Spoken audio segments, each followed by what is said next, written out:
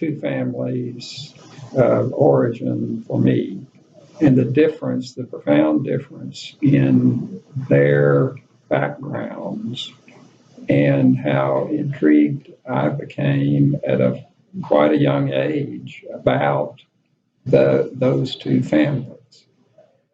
My grandmother on my mother's side was from a very poor family, large family in deep Mississippi. And they worked on probably close to sharecroppers or whatever. And she was the oldest child and had all these responsibilities at a young age, of taking care of the family and cooking and all that sort of thing. And the family were Baptist and did go to the Baptist church, but so they were Christians. And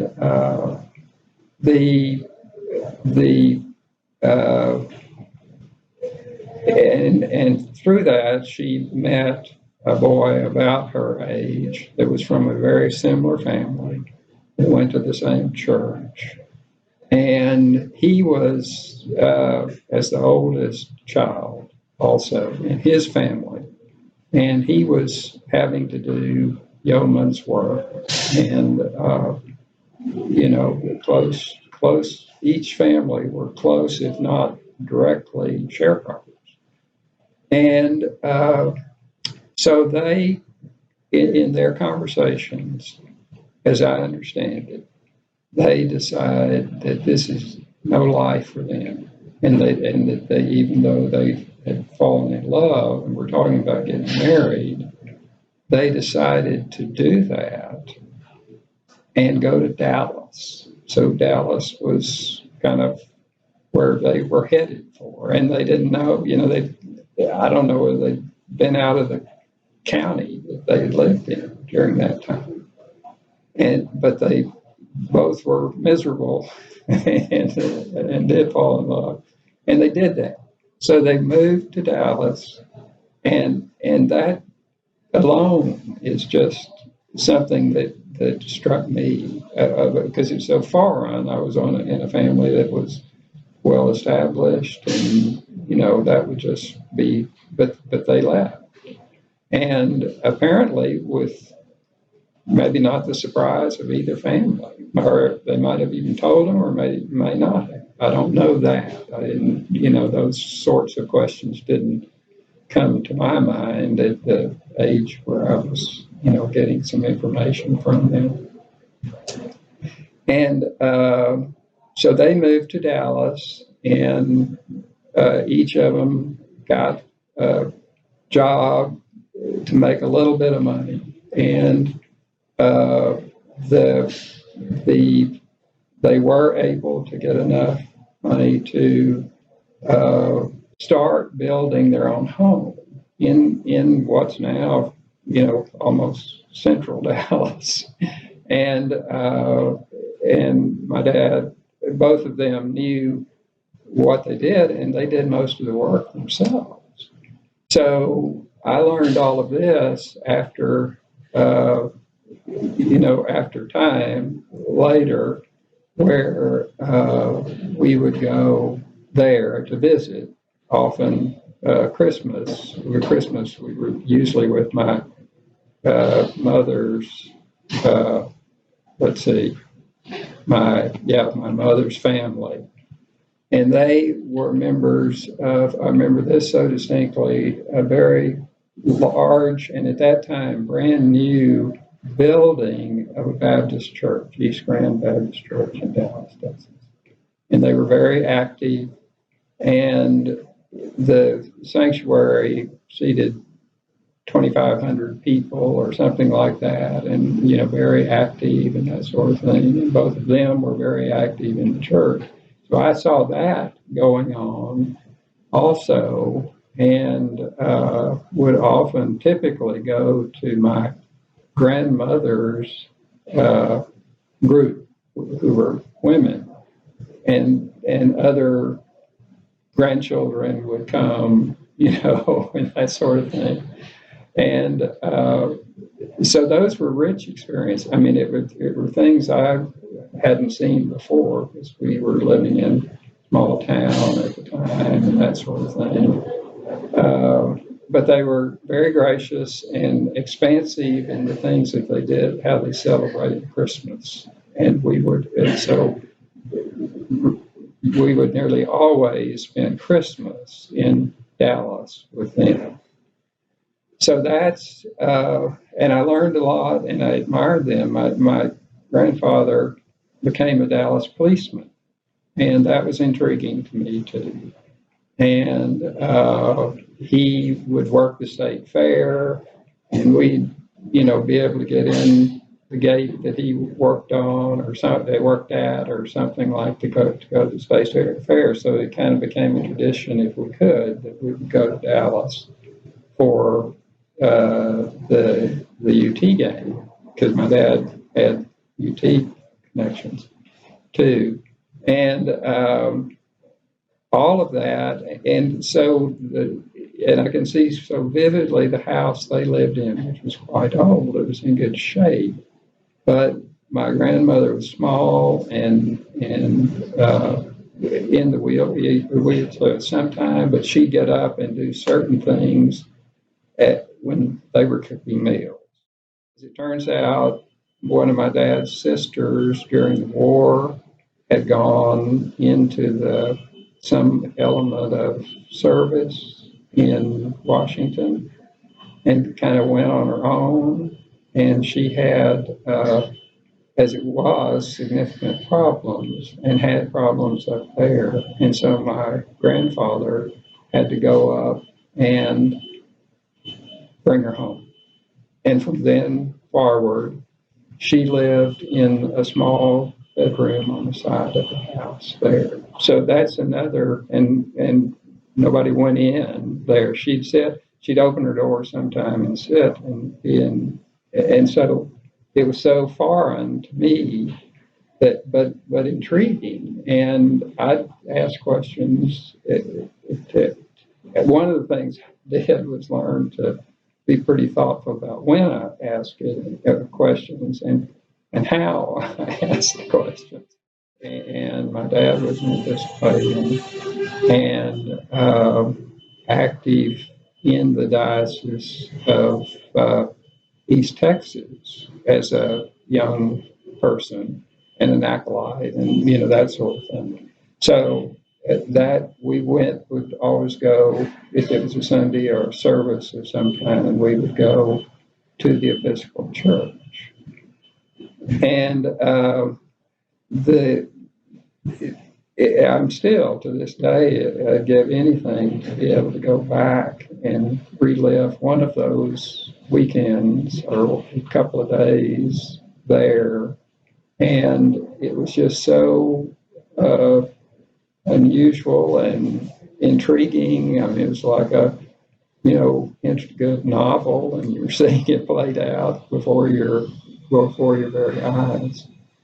And I really do think that coupled with the experiences that we had with my mother's family in Dallas, which were unique and less affluent. It was clearly, not an affluent situation. And so those experiences, of which there are several that I could go into, that were very intriguing and puzzling to me. And I'd talk sometimes with my parents together and sometimes individually or something like that. But it was all still fairly mysterious to me, but I could see the profound difference between the two. And then see my parents and their actions. And it just, I guess I feel like I developed an ability to try to find some answers to questions, but how to ask the questions or when to ask the questions and that sort of thing. And my sister, I think, older than I by 4 years, was just probably more mature than I, or wasn't as interested. But I was deeply interested in that, and kind of still am from there. And I think that's one reason that interacting with students as I became, as I was a student, and then faculty, and then as I went on to college and UT, and so that may be an appropriate place to stop.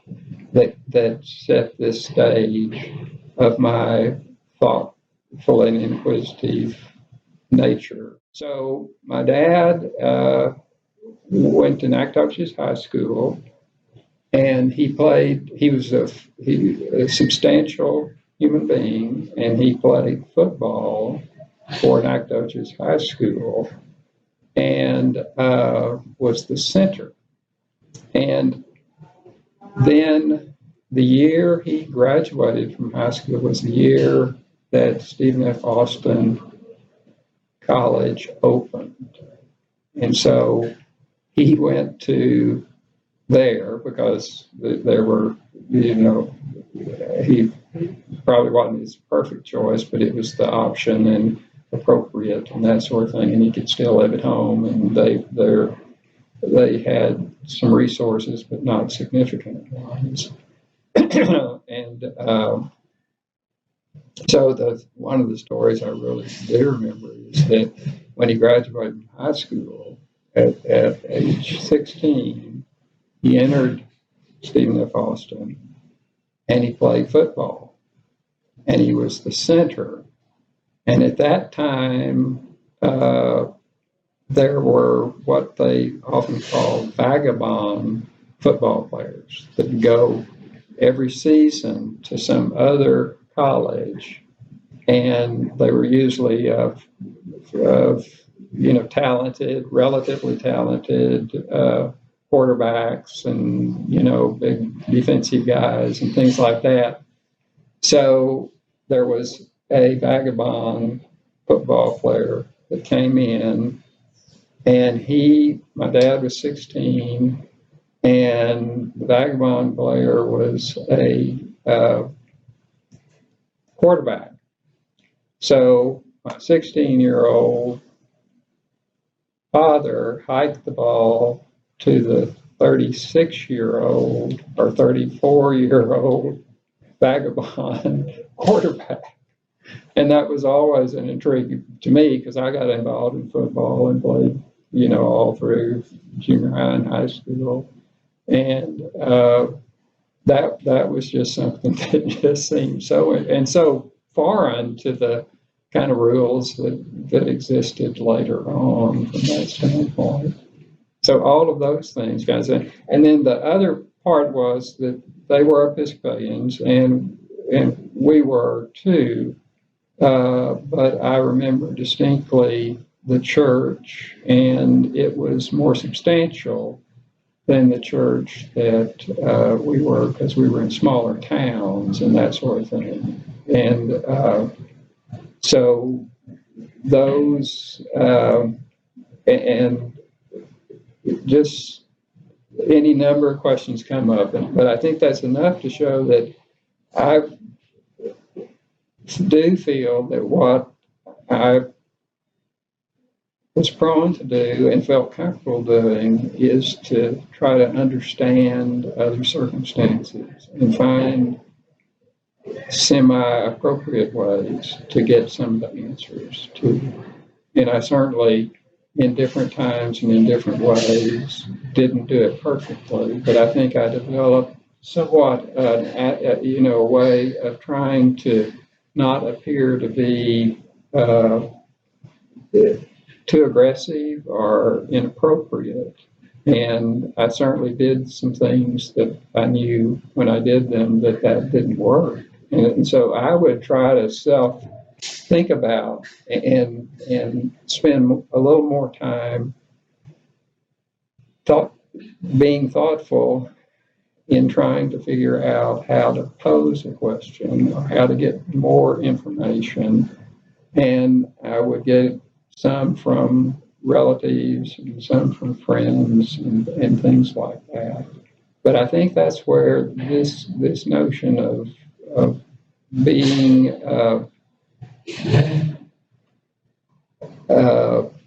authentic, but not intrusive, and are not aggressive, came about. And I do think that is one of the things that helped me get to kind of this point where I've been able to work with various individuals in a variety of situations, especially with UT Austin and the UT system, and end up getting these different jobs at different times because I had developed a reputation of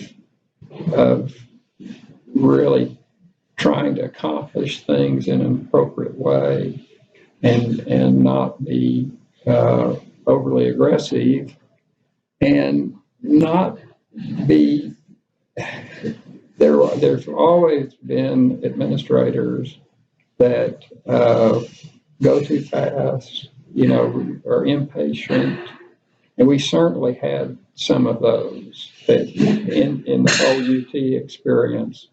We certainly had a number of those, and there's several stories that I can remember. One meeting where one of the ranking people at the system came to the campus and called several of us that were working on a pretty delicate project together and screamed and yelled at us for like 15 minutes, just out of control.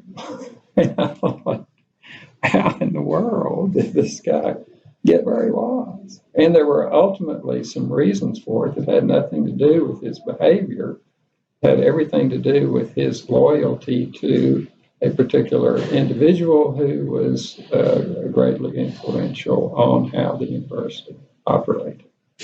So I ended up getting kind of the reputation of not being overly aggressive and trying to follow through and to try to keep the people that are there, not go too far, not try to go to someone I wouldn't, that I knew was a thoughtful person and that sort of thing, without following some protocol and how important that was.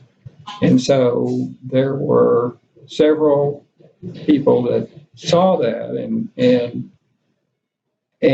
it gave me opportunities to move into several different areas in my administrative world. And all of that occurred really before I became a member of the faculty.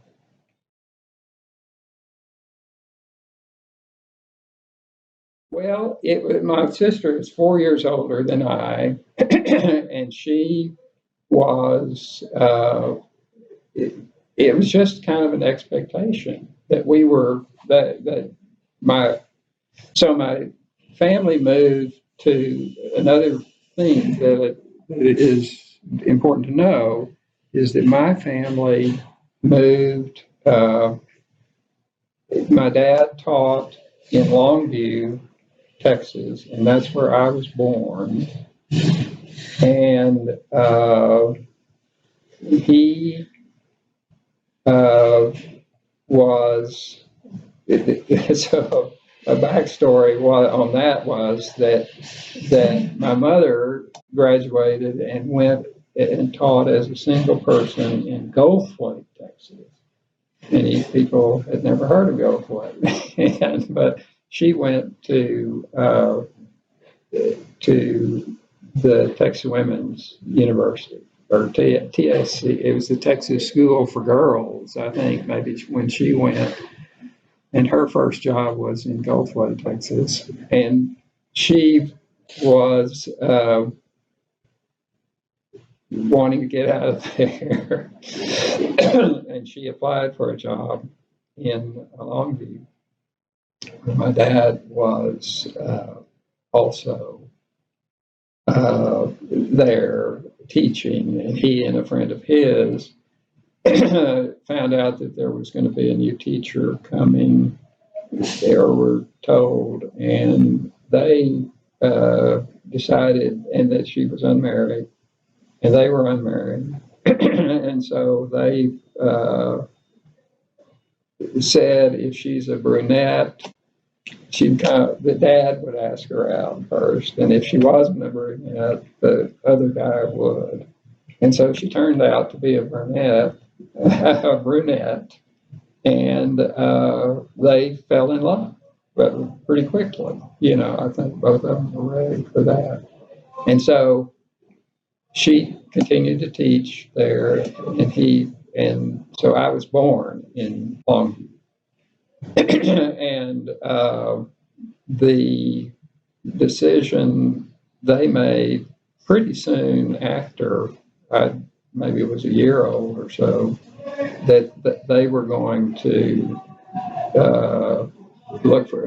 my dad was going to look for a superintendent's job, a principal or superintendent's job, and he did, and he had several contacts and that sort of thing, and that ended up with them kind of taking this fairly radical move of moving from their part of Texas to far west Texas in McCain. And because of the oil field, that was what was there.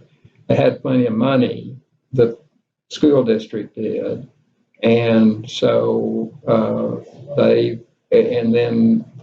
my mother was also willing to teach, or would be willing to teach. But he was hired, and they were so desperate. The district was so desperate for attracting people to come to this semi-godforsaken place that they had built a compound of about a dozen houses or duplexes that were for teachers. And some of them would be teachers that were already there that would stay if they moved into it. But my parents were attracted there, with my dad going as high school principal. And then he, I think, within a year or so, became the superintendent. So we lived there, and that's where my memories started. My real memories started there. And so I found nothing unusual about where we lived, although my mother was pretty clear that she was not ideal, because the sandstorms would come in, and she would be literally thick sand all over the house and that sort of thing, having to clean up. And she's always been a very person of cleanliness and that sort of thing too.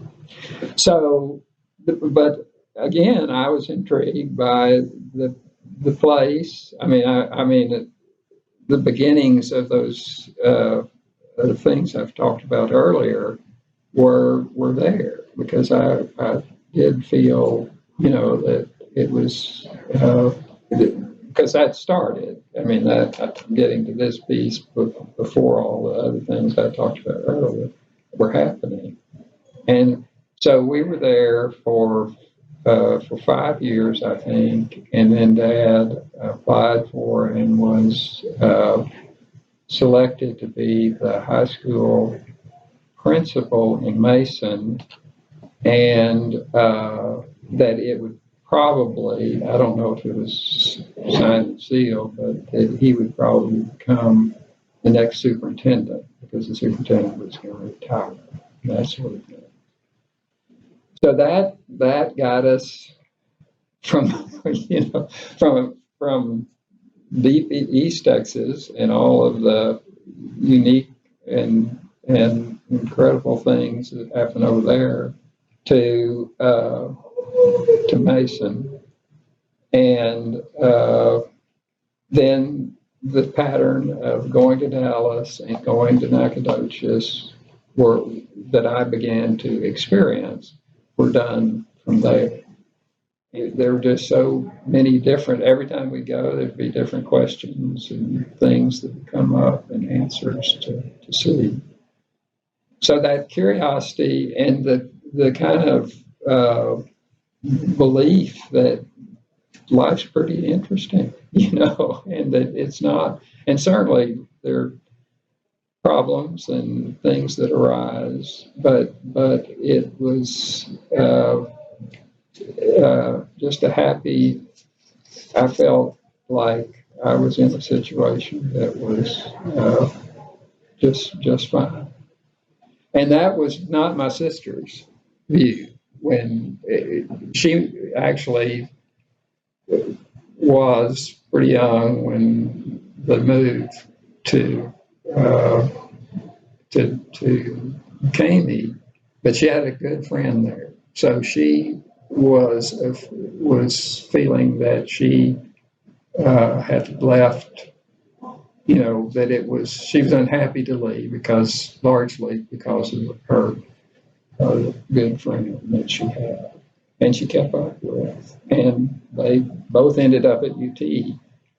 So I was always yes, I did, but 4 years later, So, but Dad had gotten football tickets before that, so we started and my parents loved Austin and were ultimately determined to move there, but didn't for a while, but ultimately did.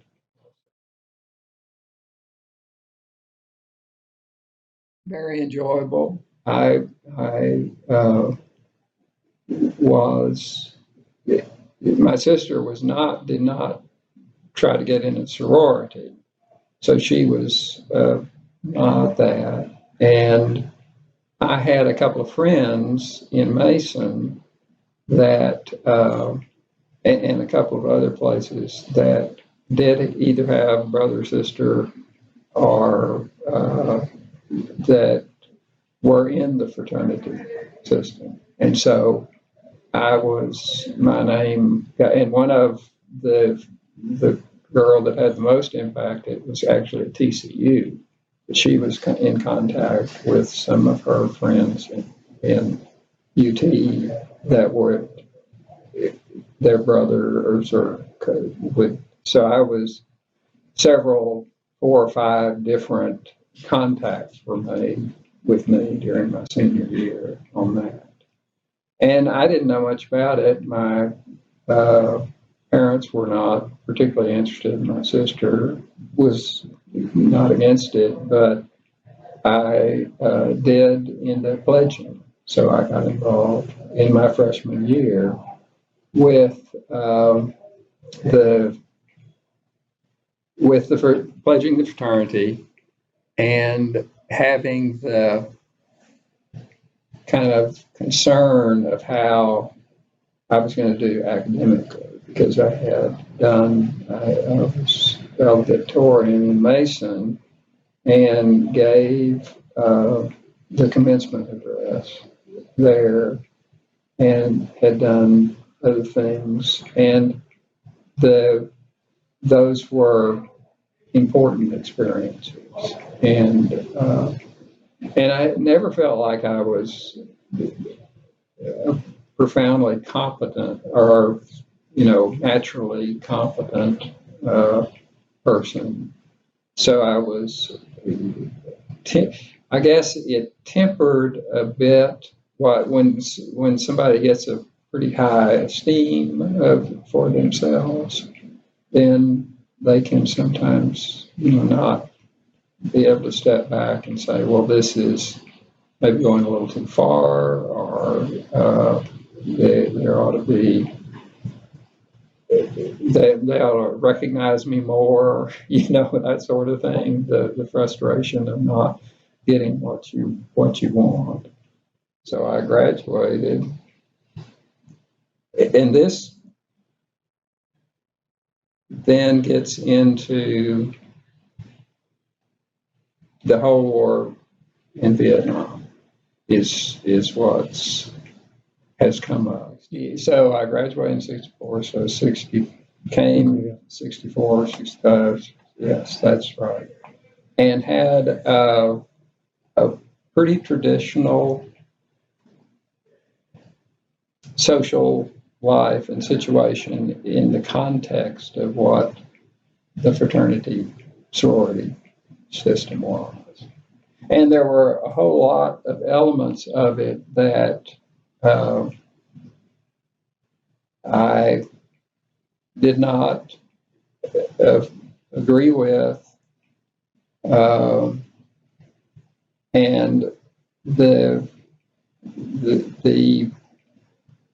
things that I did were kind of somewhat unusual because the pressure to behave like everybody behaved the same way, which is usually pretty offensive because of drinking and carousing and all that sort of things.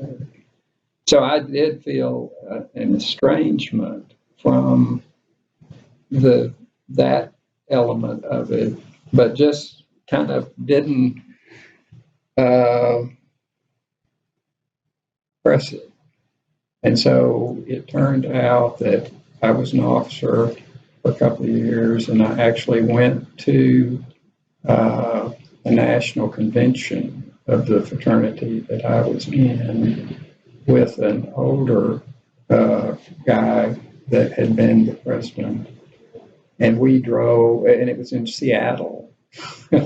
So one of the more interesting things was he and I, and he was a good guy. He is a good guy, and but was not a close friend by any means.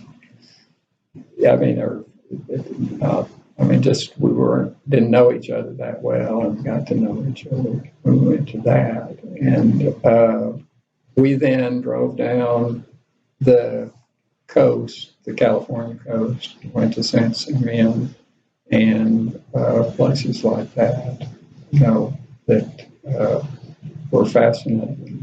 And it was a great experience to have in that regard. So I feel like I was very fortunate to get some of the real benefits because that convention and all the sorts of things that went on were intriguing again, and raising a lot of questions of how did this work, or why did it work, and what would happen going forward in that regard too. But that was one of the more unique things that had happened, and also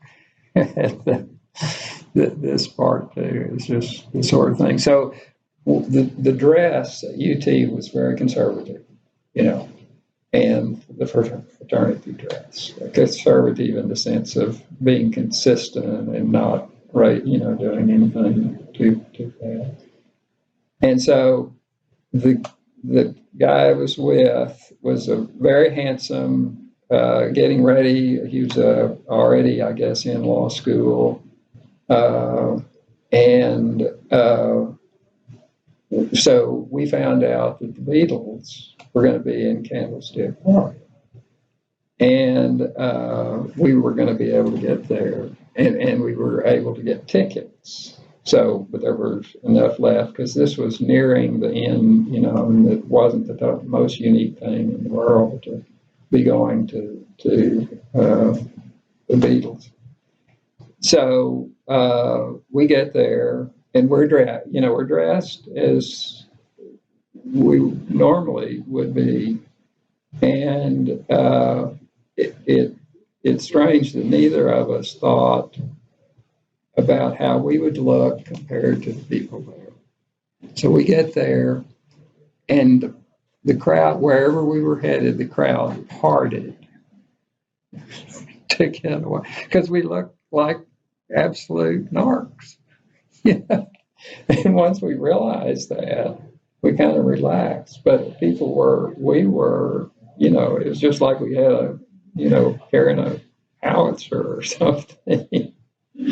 And it really didn't hit us. I mean, we didn't think about that. And of course, we probably looked the way the people were at Berkeley 10 years before that. You know?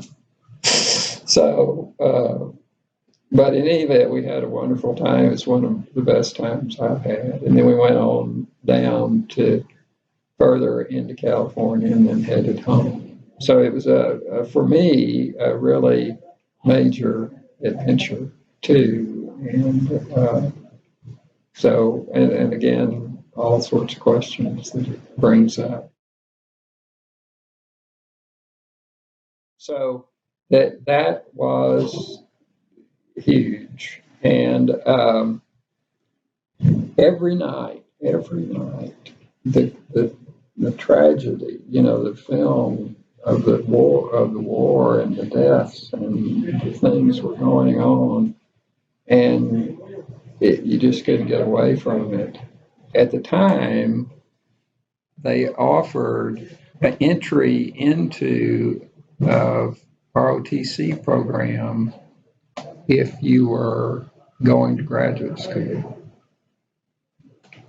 law school or graduate school, because they were to the point of needing to attract more people. And so the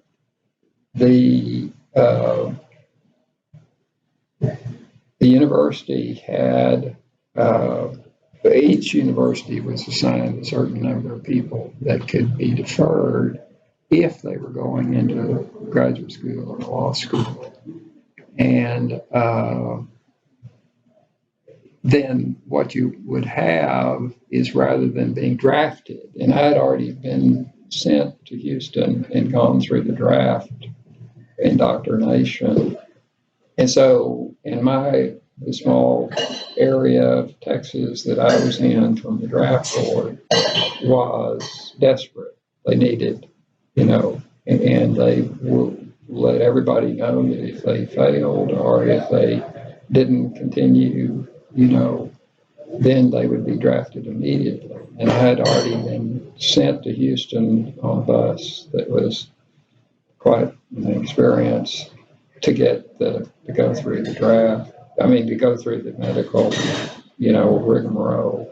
So I was ready, and I would have been, gone. So in any event, I was very fortunate to get into the program where you graduated, and you went to Fort Benning, Georgia for 6 weeks, and you then had another year before you'd be sent before you went into the Army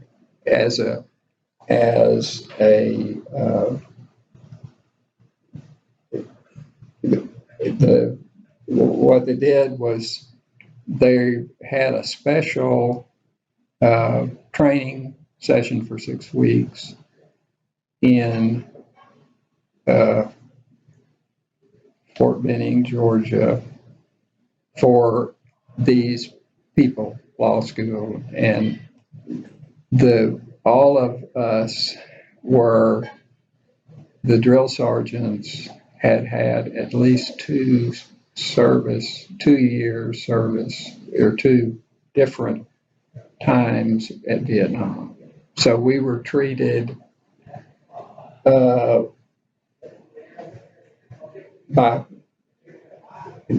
here were all these college kids, and here were these soldiers that had been, that are corporals, are enlisted men. So they would. So that was, and so there were 4 of us that were able to do that, and we went together. It was amazing. Because what we were seeing and doing, all these people were there, and the leadership all the way along, it was a tough thing. It was really tough, and without really any redeeming quality. games. So I'm entering the NBA program,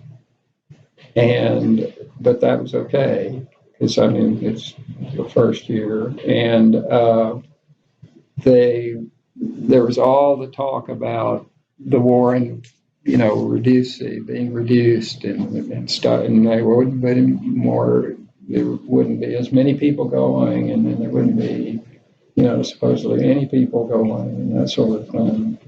So we went to this special training, and then we went back and we did the year, and then we would supposedly go for a year of training, or close to a year of training for officer basic, because this was ROTC, so officer basic. And we were at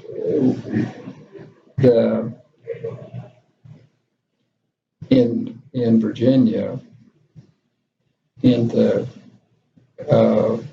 one of the trainings for officers. I was called in, and each of us were called in and told what we were going to be doing or what the options were. A lot of the people were married, and so they had a person from the Pentagon come down and meet with each of us. And he had a program, an invitation to the wives the day before this started. And he told them in no uncertain terms, he was straight out of the classic, I guess he was a colonel or a major something, and classic, dress and posture and all of that. And he told the wives, this was for him to talk with them, that their husbands would be, if they signed up to go to spend 2 years in in Europe, that they would not go to Vietnam.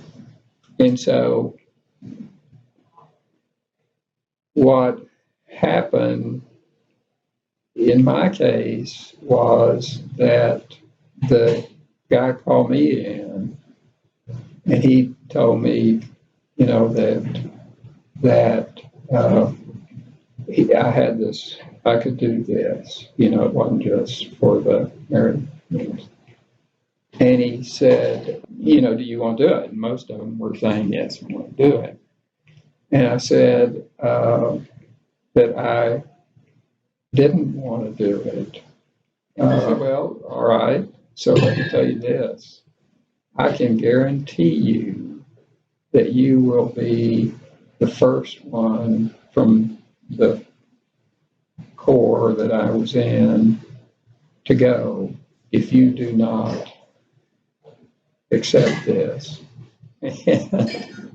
So I thought, well, life's finally caught up with me. I got my orders to go to Fort in Alabama, in Louisiana, as a lieutenant, which I was.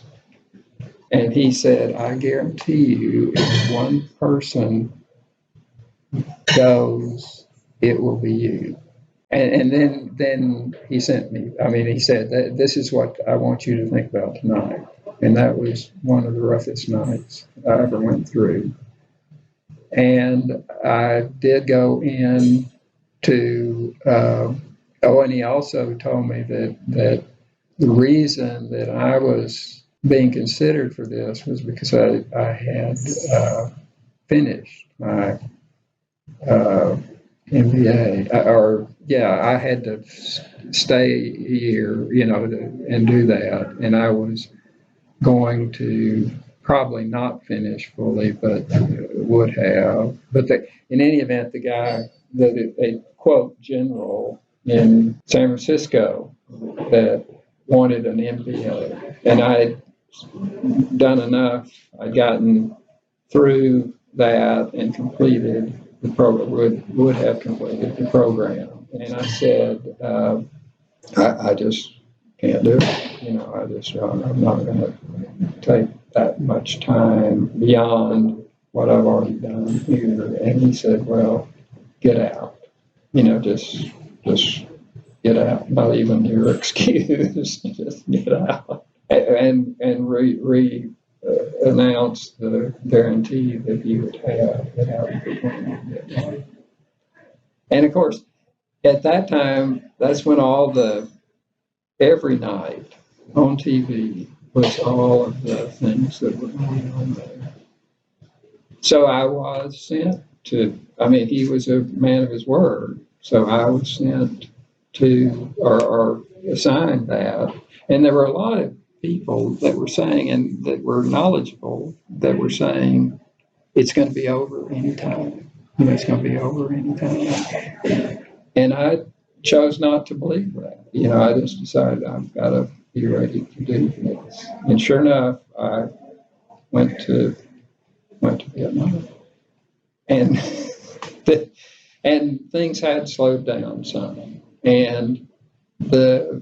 But I was there for the full term, and in a position that was not, turned out to be not as, it was certainly not a combat position. And I was, ended up getting there, and then had responsibility for the supposed responsibility for the port of Da Nang. And what was happening in the port of Da Nang was all the bombs were being delivered by ship to the base there, and we took them so the team that I was with was responsible for getting the bombs off the ships, and a Korean group were doing that work. And I was the quote contracting officer for that group. And my responsibility was to be the person of quote responsibility. Another group of Koreans were the ones that were really providing the support or the guarding of the work that was being done. So I had to fly to Saigon. I hate to fly, and once a month, because I was the contracting officer because of my rank, and that was some of the most harrowing things that I did. We'd take everybody would go out over the South China Sea and go up as high as they could, and come back and head down to Saigon and land. And I'd have to take whatever entity was going. Some of them would be large, and some of them would be small. I hated to fly, all that sort of stuff. But went through that for almost a year. So, the sobering, when you kind of go through those things, you just get to the point where you just kind of have to turn it over to fate, and just know. But I was not in combat. It was the DMZ, it was the year that the ARVN or the Vietnamese were coming across, and I was close enough to finishing my obligation that I continued all the way to the end of my responsibility in doing the same thing. Well, it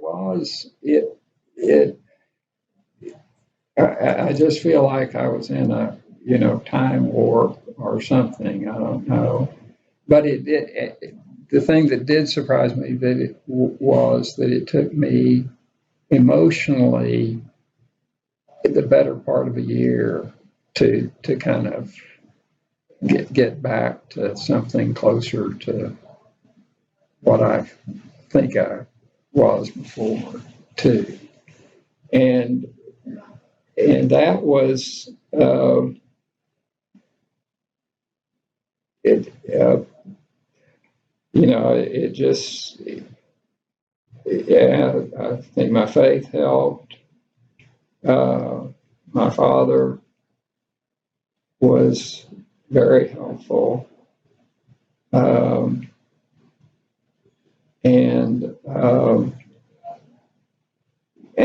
I guess there were times, ebbs and flows, where I would still feel like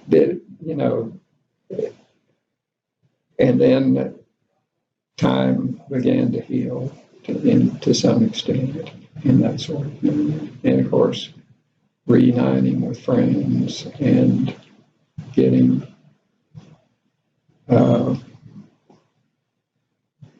back into normalcy. So I still, as painful as I thought I was going through, it was so not compared to others. I mean, looking, and I realized that as I struggled while I was still there, that there were so many people, especially with the tragedy going on with the war, just had erupted.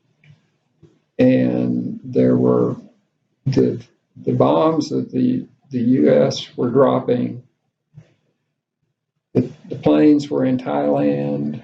They would come to Da Nang Airport, land, and within 15 or so minutes, they would have the bombs put on, and they would go up and drop them and go back to Thailand. I think it is appropriate for me to have thought about all of this in this way and kind of relived it. Because, and I kept telling myself, I just think of all the people that have Vietnamese, North, South, the Americans, and the enlisted men were just in such. I had a decent bunk to sleep in and that sort of thing, and to think about the circumstances. It really, and that's what was the most significant thing, to really try, to take that in and realize that just as much as I could complain or attempt to complain and felt like I complained, I was in so much better, more likely to survive it all and to not